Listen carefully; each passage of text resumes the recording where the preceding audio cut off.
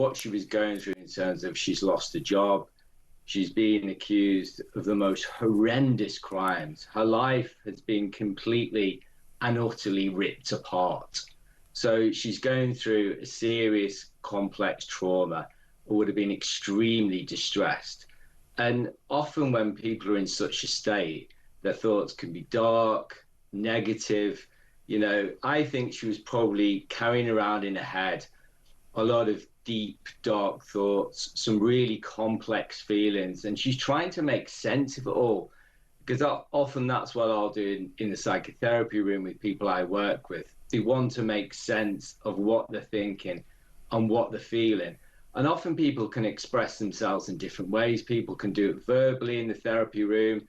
People can do it through drawing, you know, art means, music. And some people will write things down, as was suggested to Lucy by her therapist at the time. There's also a lot of other lines in her notes, things like, I'm not good enough.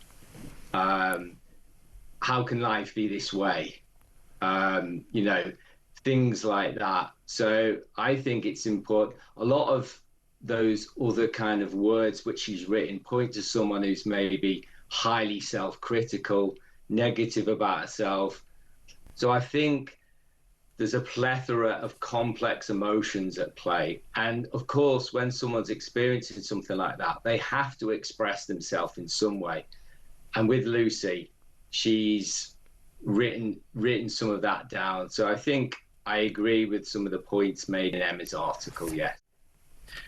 I think psychologically, she would have felt under threat. She would have felt attacked. You know, people in work didn't believe her. Suddenly the police, the courts are becoming involved. She's, you know, involved in this huge kind of legal process which is going on. So I think her mind would have been jumping to all kinds of different kinds of thoughts. So absolutely, yes, she might have started to think, well, okay, I've been accused of these crimes, babies did die, maybe it was my fault. You know, often in the therapy room, I see people who often carry shame and guilt around people that they were close to that died, and will often say to me in the therapy room, it was my fault.